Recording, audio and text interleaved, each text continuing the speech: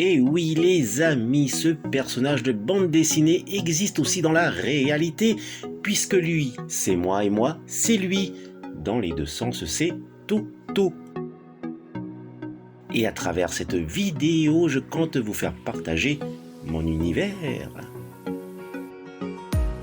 Dans l'épisode précédent, Alex l'informateur avait offert des cartes d'or à Vetogato. Et c'est grâce à ces cartes d'or, une fois décodées, que Vetogato se rend dans ce magnifique lieu, Disneyland.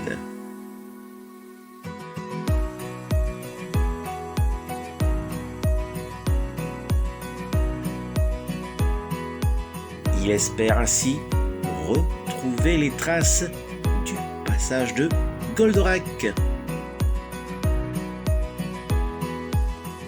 Et constate la présence de nombreux vaisseaux. Il en est ravi car il sait qu'il se rapproche de son but. Mais cela le chagrine beaucoup car au final, ce vaisseau ne semble guère ressembler au Vénusiaque.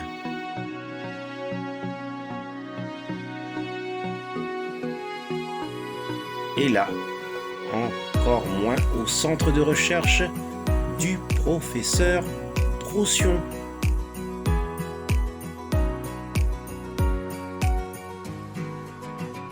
Mais un vaisseau, plus qu'un autre, attire son attention. Vetogato souhaite alors le voir de plus près.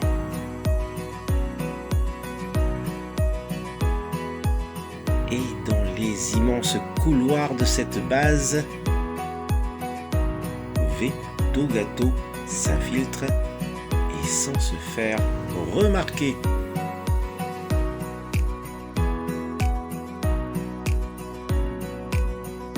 Il y découvre sans tarder les vestiges d'un vaisseau d'une époque lointaine, très lointaine.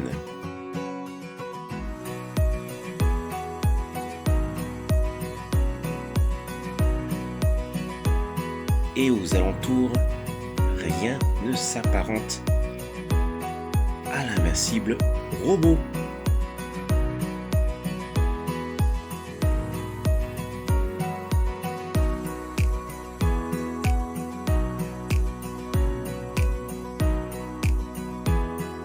Vetogato le reconnaît lui-même.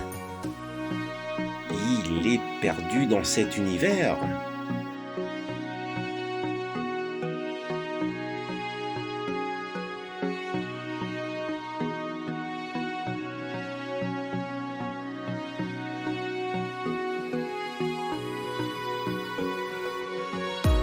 Et ce n'est certainement pas Rigel qu'il rencontre.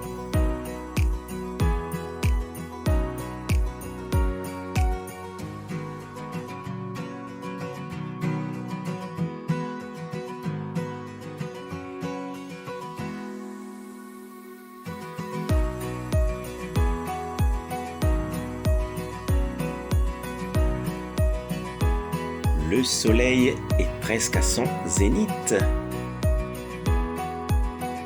Et la chaleur se fait ressentir. S'armant ainsi de patience, il décide de prendre un sabre de glace.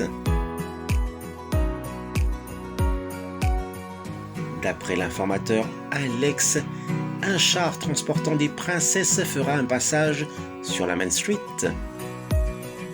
Et selon lui, la princesse Phénicia, la sœur du prince de Fort, Actarus, pourrait faire partie d'elle.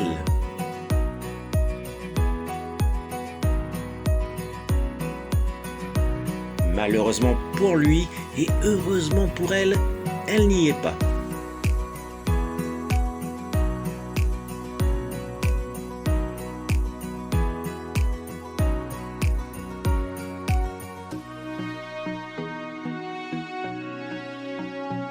Vetogato suit à nouveau les instructions décodées des cartes d'or et décide de se rendre au ranch du bouleau blanc. Mais il s'étonne de trouver le ranch du Lucky Nugget.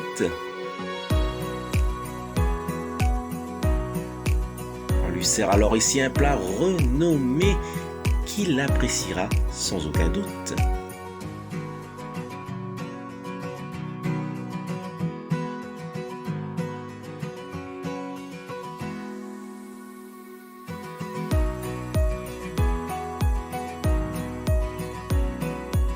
Suivi d'un excellent dessert réservé au shérif, absent du saloon.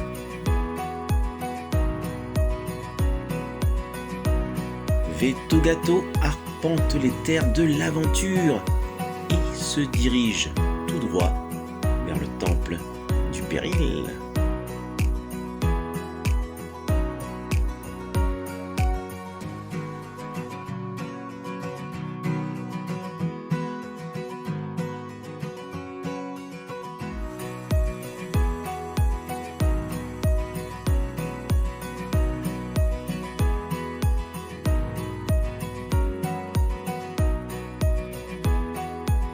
Et plus il avance dans ce paysage au relief accentué,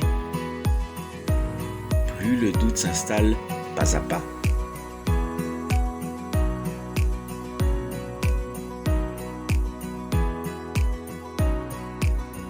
Et là, il est totalement déstabilisé. Ce n'est pas la route 7 qu'il découvre. Et ce n'est pas non plus la Jeep d'Alcor qui est abandonnée.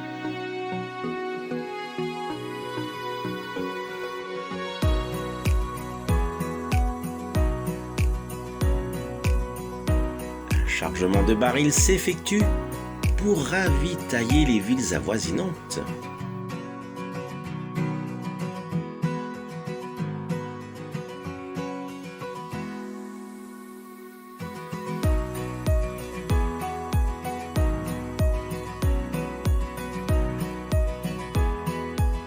Vettogato en profite alors pour embarquer sur un des navires qui le mènera près des côtes, comme indiqué sur les cartes d'or.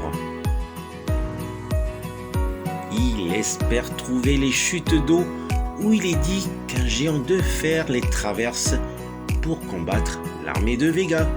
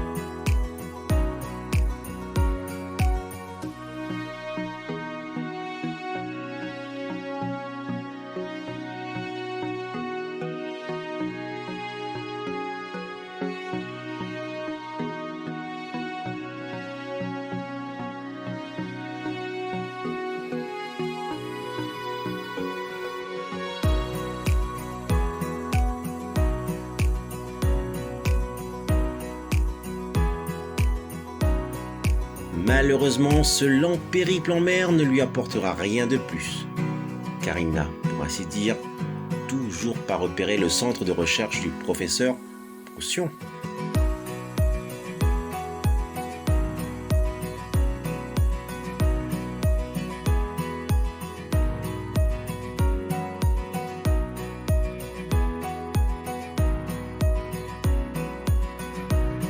Au dernier port de débarquement, il comprend alors, autour d'un bon repas chaud, que les informations contenues dans les cartes d'or n'étaient qu'un leurre pour l'éloigner de la cachette de Goldorak.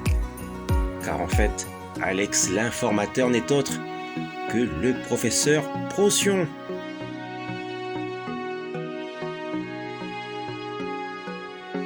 Vettogato quitte précipitamment ce merveilleux monde de Disneyland Paris.